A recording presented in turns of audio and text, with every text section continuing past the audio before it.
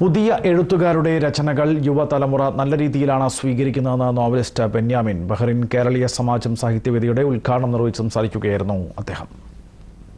വായനക്കാരിൽ നിന്നും പ്രസാധകരിൽ നിന്നുമുള്ള പ്രതികരണങ്ങൾ വായനയുടെ തിരിച്ചുവരവിനെയാണ് സൂചിപ്പിക്കുന്നത്. പുതിയ എഴുത്തുകാർ തങ്ങളുടെ വ്യക്തിത്വങ്ങളെ കാത്തുസൂക്ഷിച്ചുകൊണ്ടാണ് നിലപാടുകൾ എടുക്കുന്നതെന്ന് ബെന്യാമിൻ കൂട്ടിച്ചേർത്തു.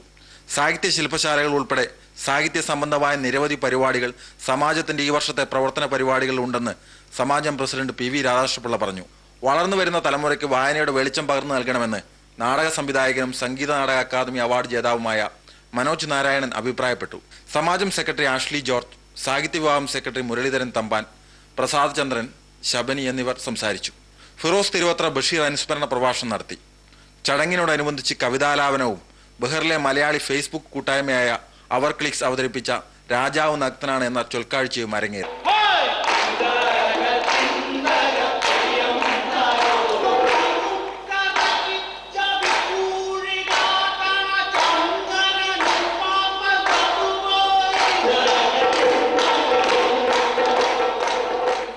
EV Rajeevan, India vision, Bahrain.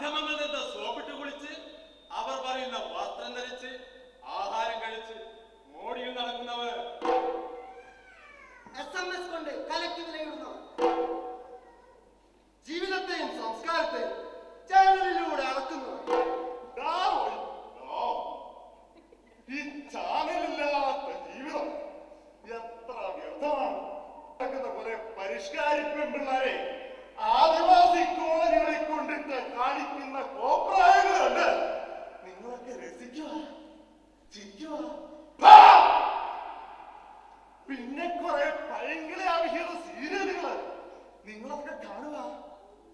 എന്തുവാ ഇതിന്റെയൊക്കെ കഥയുടെ വ്യത്യാസമോ? സ്ത്രീജന്മം പുണ്യജന്മം, സ്ത്രീജന്മം പുണ്യജന്മം, സ്ത്രീജന്മം പുണ്യജന്മം.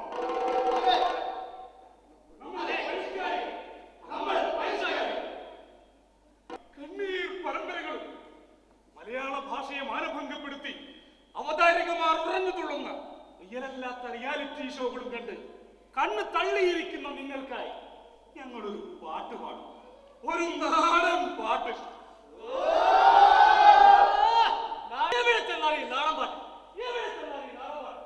ഇന്ന് ഏറ്റവും കൂടുതൽ മായം ചേർത്ത് മലയാളി കേട്ടുന്ന സാധനമാണ് ഈ നാടൻ പാട്ട്. ശരിയാണ്. പക്ഷേ ഇത് മായം ചേർത്ത പാട്ടല്ല. വാമൊഴിയായി തലമുറകൾ കൈമാറി വന്ന മണ്ണിന്റെ മണമുള്ള പാട്ട്, മണ്ണിൽ പൊന്നുവിളയിക്കുന്ന പണിയാടയുടെ പാട്ട്, നമ്മുടെ പാട്ട്.